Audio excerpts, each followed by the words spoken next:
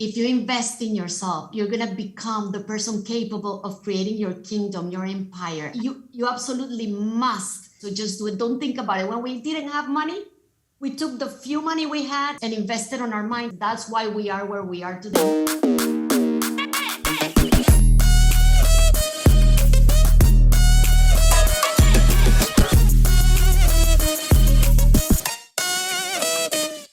I believe our emotions get the best of us and knock us out and cut our legs out.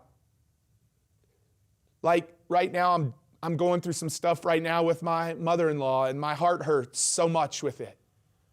And I know our next guest just lost a loved one that she cares for so much and is, dealing with that and grief and emotions. And sometimes little things get us. I could be driving back to my house today and my emotions could go all out of sync just because of somebody pulling in front of me. Our emotions can take us out of the game. And I'm so excited about this lady who I got connected through Grant Cardone and his team because of the work we had done with Grant. They're like, you've got to meet Margarita because she's up to big things in this world. So I'm so excited to welcome my new friend, Margarita Pasos, to the platform tour. Give it up for Margarita, everybody. English speaking, Spanish speaking. I see you guys. Yes, Margarita, it is yours. The stage is yours.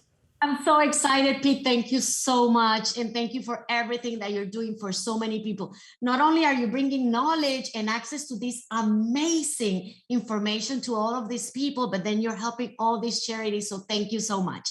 And like you said, I'm here to talk about emotional intelligence, and this is going to be awesome. So how are we going to take control of our emotional well-being and become unstoppable? Okay, before we start, let me just read a little bit of a phrase from, I forgot his name right now. We found that 90% of top performers are also high in emotional intelligence. Travis Bradbury, that's his name, from Talent Smart. You can be a top performer without emotional intelligence, but the chances are slim. Listen to this, because when you're in business, things are going to happen. A client stops buying from you. You have a problem with your business partner. A lot of things. We know it as entrepreneurs, we know it. And some people just panic and freak out. And other entrepreneurs just take the challenge and make it an opportunity.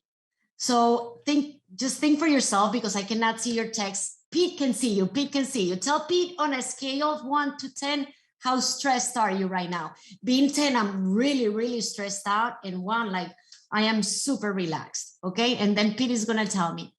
And we're gonna talk about one of the pillars of emotional intelligence, which is self-regulation. It's the first thing they teach astronauts. Because when you don't know how to regulate your emotions, what happens is you turn bad things into awful things. Can you imagine an astronaut in having a panic attack? He can override a system. He can press the wrong button and, everything will go to hell and just a catastrophe can happen. So, we as business owners, as entrepreneurs, we're facing all these challenges, and the calmer we are, the more we're using our executive brain. When we're mad, stressed out, panicky, anxious, we're using our emotional brain, which is part of our primitive mind. So we need to keep calm to be able to be an amazing entrepreneur. So this is my handsome husband. He's from Nicaragua. I'm from Colombia, and Ivan is from Mexico. A lot of Latino here. You also have Vilma. I'm excited. We always ask ourselves these questions when we have a challenge. Is this the end or the beginning? Is this the end or the beginning? We always see challenges as the beginning of something better. A friend of mine was telling me she got a divorce, and she was like, my life is over. This is the end of my life. And then I was talking to her, and she was like, you're right. This is the beginning. This is the beginning of my new life, right? So I'm going to give you 4 keys to dominate your emotional well-being and your performance. The first one, we're going to talk about language. Then we're going to talk about focus. We're going to talk about having a growth mindset. And we're going to keep the keys to your kingdom. And watch me. I'm going to do this in a second language, and I'm going to do it in 10 minutes. So take your pen and paper, okay? So who is the person you talk to the most? my husband asked me this question 21 years ago when I was having panic attacks and depression. I was so depressed and so anxious I couldn't swallow. I lost 17 pounds in 3 weeks. And he asked me, Margarita, who is the person you talk to the most? And I said, you, because he's my business partner and my husband. And he said, no, the person you talk to the most is yourself. Wow. I was amazed by the simplicity and the profoundness of this answer. The person I talk to the most is myself. And that's when I realized every morning when I woke up, I was tuning in to radio misery, right? I would start talking to myself like, oh my God, what if I die? What if my daughter dies? What if my husband cheats on me? What if I can pay the mortgage, right? Radio misery. And then noon came and I was like, I don't understand why I'm stressed out. So at that moment, I started to pay very close attention to the conversations I was having with myself. I decided to tune into radio well-being, radio performance, and started talking to me the way I would talk to my best friends or to my children. And that's the way you have to talk to yourself. Let me ask you a question. If your best friend spoke to you the way you talk to yourself, would you still be friends? That's a good question. So language, you change the words, you change the meaning. You change the meaning, and of course you change the emotion. Let's look at some examples. Oh, this is the triangle of emotions. Events are neutral, like traffic. Then in your mind, what happens? This is the second step of the triangle of emotions. You give an interpretation to the event. I hate this traffic. They don't pay me enough. This has got to be a joke. And then the emotion, you're stressed out, you're mad, you're frustrated. Some other person next to you can be on the same traffic jam that you are stuck and look at the event differently and give it another interpretation and say, oh, okay, there's a traffic jam. I'm going to call my mom. I'm going to connect the phone to the Bluetooth and I'm going to call my mom because at home I never have time. And she feels relaxed. So it's not the traffic jam that's going to make you stressed out. It's the interpretation, the meaning that you give to things, what gets you stressed out and frustrated. Okay? So like one entrepreneur loses a customer and gets depressed and anxious, while the other one says, okay, now I have more free time to go after the big sharks. Okay, I lost this customer. I'm going to be grateful for the free time that I have now, and I'm going to go after the big ones or the bigger ones, right? Okay, let's look at some examples of how when you change the language, the meaning changes. You can say, I had a fight with my business partner. Or you can say, I had an interesting debate with a partner. I am alone, or I am independent. I am open to love, right? Hold on, my clicker is going funny. Okay, he's stubborn or he's persistent. I have a problem or I have an opportunity for growth. They criticize me or they gave me feedback. I have to or I get to. This is my favorite one, by the way. I have to do the dishes. I lived in Nicaragua for many years and I'm from Colombia, so we've seen poverty. And I say, I get to do the dishes. That means we had food on our table today and I have hands and we have running water. There's a lot of things that we take for granted. So I don't have to work. I get to work. I love what I do. Okay. Okay. So remember, this is something you can tweet.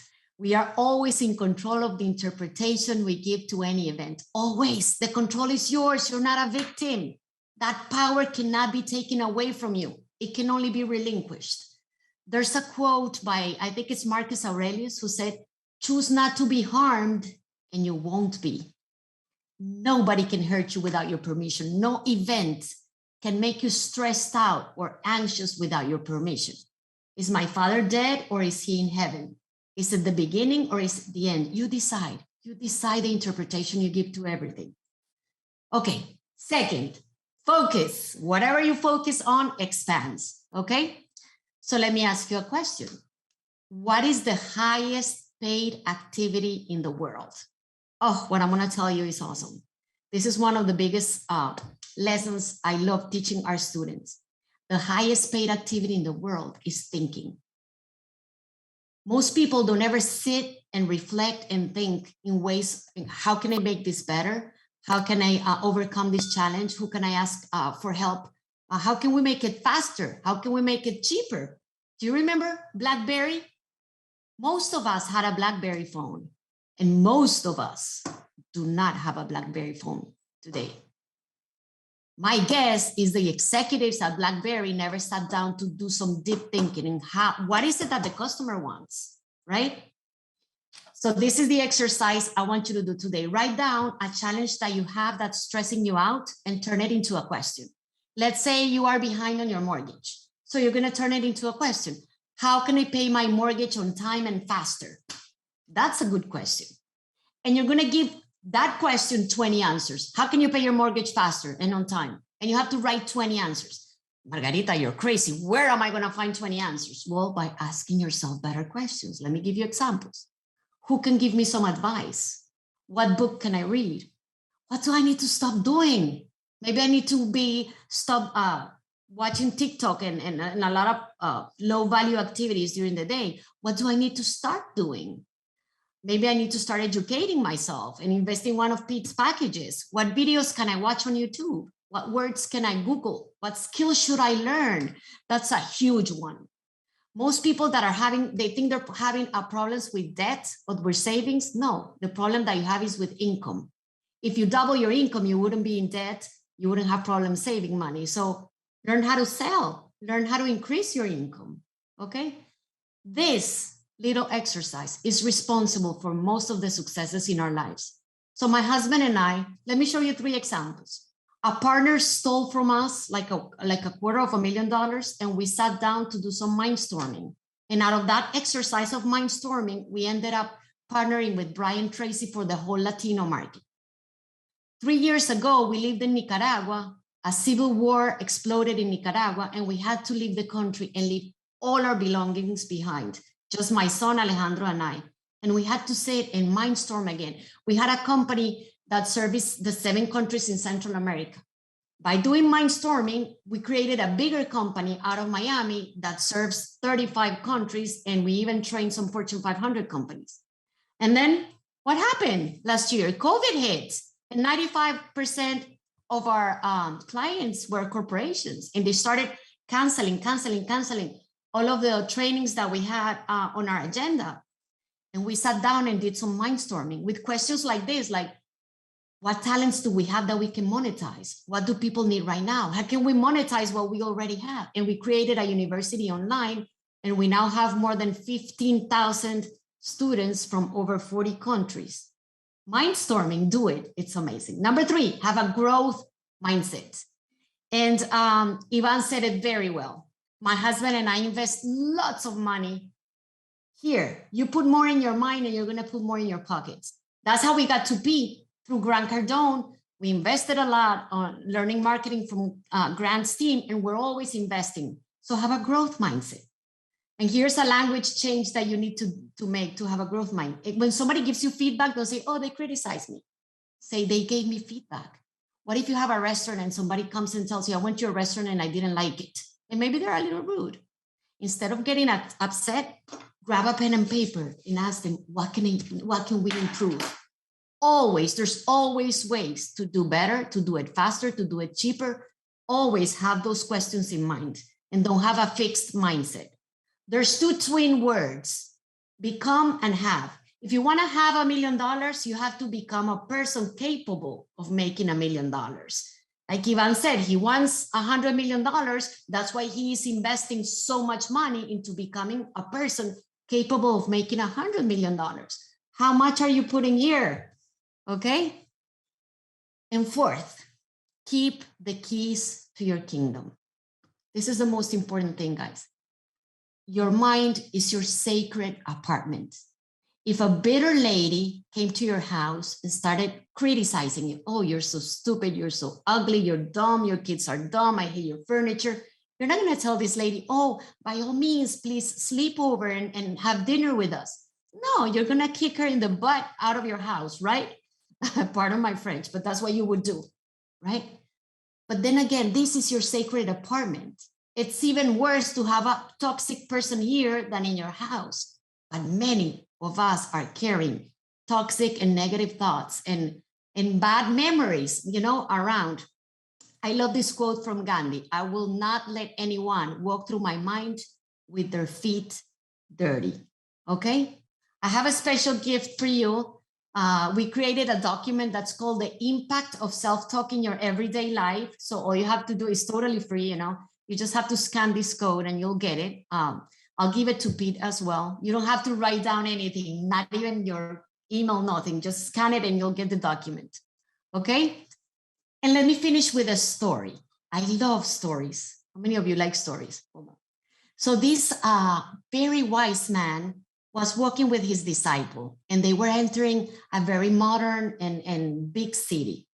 And it was getting dark and it started to rain, and they saw on the street a lady that looked very wealthy in a very fancy car, and they saw her driver. He was struggling, between the packages from the shopping that she did, the umbrella, and she was screaming at him, mistreating him, because she had just bought this beautiful pair of shoes, and she wanted him, to do something about it because she was gonna get them wet. And the guy didn't know what to do with her. So the master decided to approach her. He carried her like the 4 steps that she needed to take to her door, and he puts her down. She looks at this old man and tells him, "Ugh, you're so disgusting. Don't touch me. How dare you touch me? Get out, go away." And the master in silence starts walking, and on they go, him and his disciple. But his disciple he's tuning in radio misery. Remember, he's like, "I can't believe this lady. Oh my God, I can't believe she spoke like that to my master. He's an old man. He has back problems. He did it with so much love." And the way she just looked at him, it was so humiliating. And she was just like raging inside. So finally, he couldn't hold it no more. And 2 hours later, he looks at the master and he says, "Master, I have to ask you something." And he said, "Go on." And he said, "I can't believe you didn't say anything to that lady. She was so rude. She was so mean.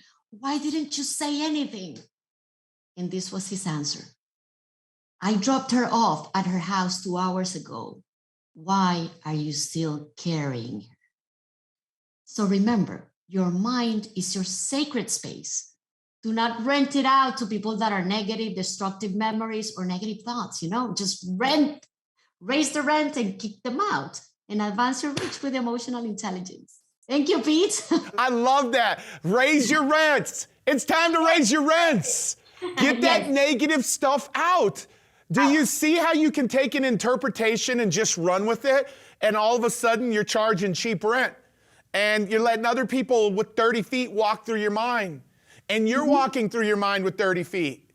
And man, this idea of being able to grasp emotions, one of the things I'm most excited about working with Margarita and her husband, Alex, is the opportunity to learn this more and deeper. If you invest in yourself, you're going to become the person capable of creating your kingdom, your empire. You absolutely must. So just do it. Don't think about it. When we didn't have money, we took the few money we had and put the rest on a credit card and bought a course and invested on our mindset. That's why we are where we are today. I love that.